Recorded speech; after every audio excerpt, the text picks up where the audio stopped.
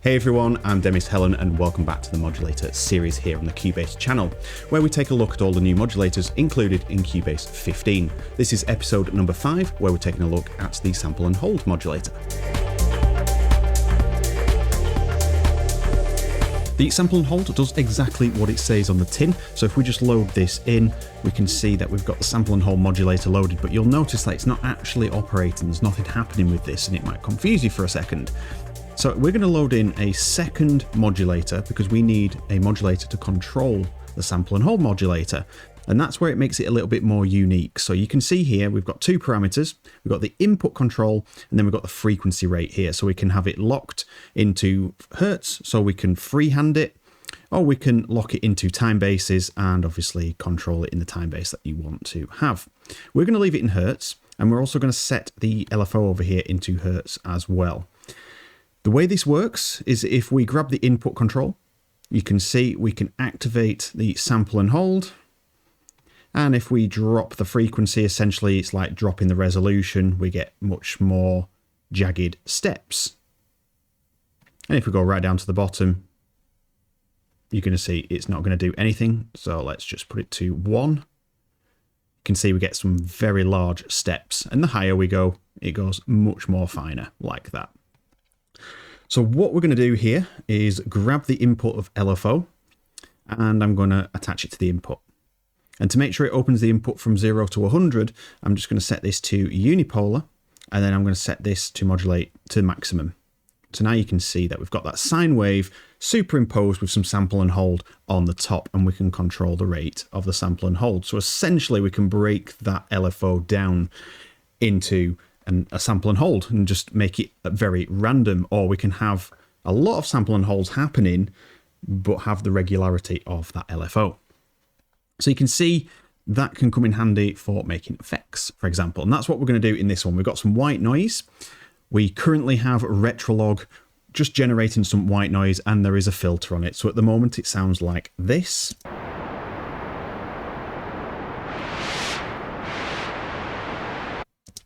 And what we need to do is just click on the sample and hold and attach it to the cutoff. Now you can see we're modulating that cutoff. So it's just a little bit too much for me, so I'm just going to reduce the percentage amount.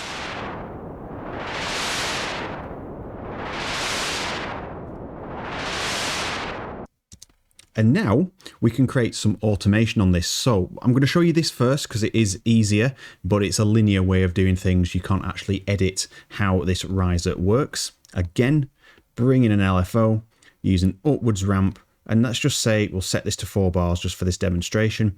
We're going to get a riser over 4 bars before it starts again. And we can connect these to the frequency here and the frequency on here, and we'll get this effect.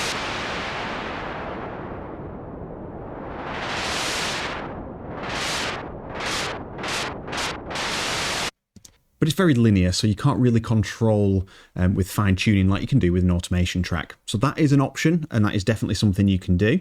I'm going to remove that LFO because we don't need that. But what we're going to do is use these two frequency controls here. So we're going to do the sample and hold first. So if we right click, we can say show the automation track for that control. So I'm going to do that. And you can see the screen's just updated in the background. And we're going to do the same for the frequency of the LFO as well. Now, if we jump in here, you can see that we've got two automation tracks, the LFO frequency and the frequency for the sample and hold. I'm just going to put this one at the top, sample and hold, and then the LFO, so in the same order as our modulators. So with the frequency of the LFO, let's just start that one. I'm just going to increase that to maximum, so it's going to sound like this.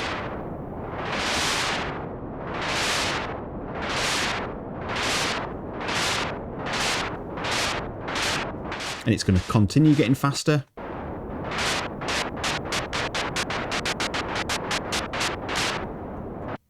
But you're hearing there's a lot of irregularity happening there. It's not exactly what you'd expect from the LFO, and that's because the sample and hold is playing as well. And then we can control the frequency of that, and we can manipulate how this is going to work. So let's make some automation here. I'm going to make that go to maximum, but I'm going to drop this down. Let's make it a bit lower of a starting point. So now you can hear the individual steps, and if you really want to hone it in, we can just make that lower so it starts at a lower resolution.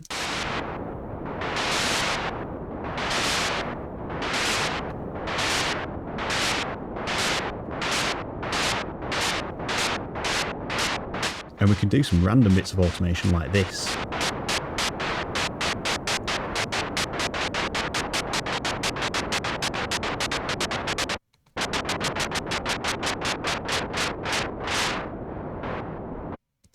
So if you notice right at the end, and this is one of my favourite features of the sample and hold, 'cause it's just the byproduct of it, is when it gets towards the end, we've got the maximum frequency on the LFO, but because the sample and hold is obviously creating loads of randomized points on there, it actually sounds like it's slowing down at the end. So if you listen again from bar 115,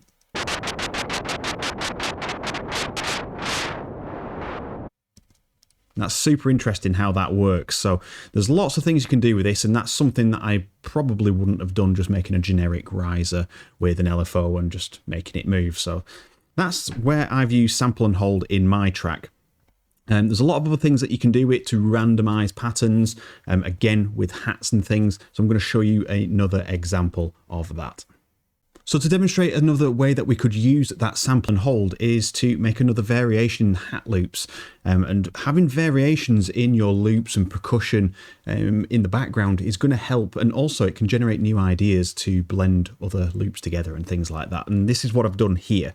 So just as a demo, we're going to load in our sample and hold, and then we're going to use a step modulator for this one.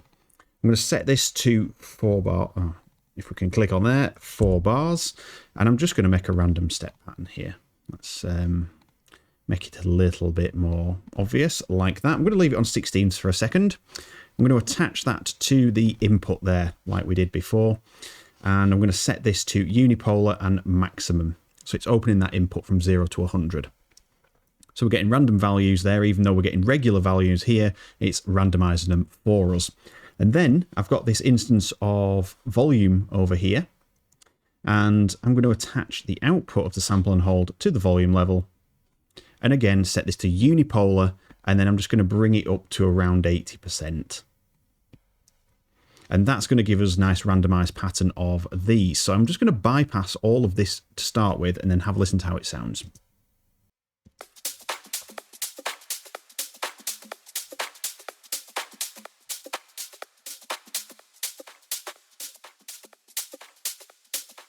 So it's not too desirable at the moment, and that's because our step modulator is probably running a bit too fast. So I'm just going to bring this down to 8 notes to start with.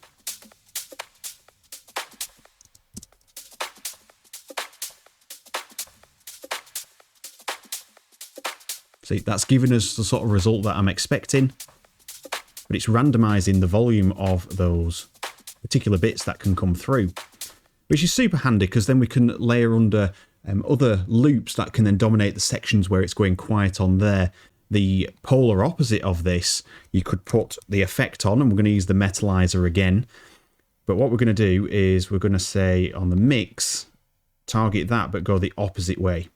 So now you can see that it's doing the opposite. It's actually closing the mix down and stopping the metallizer coming through. So it's doing the opposite of the other.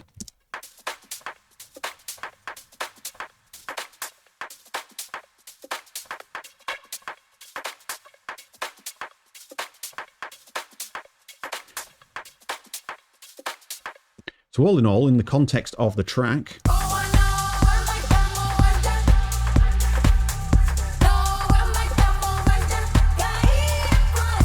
so you can get really creative with stuff like this. And obviously I would probably do that as a separate layer and then have this SAS layer. So let's have this second layer over here. I'll duplicate it again, bypass this, bypass the volume and the metallizer. So we have the modded version that we've just made on this channel and an original version on this one.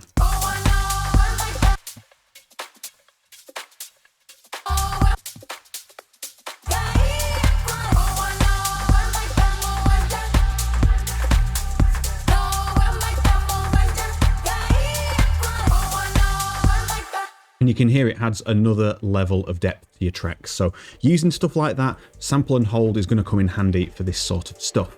So that is sample and hold. Hopefully you've learned something new in there and how we can use it in an electronic environment.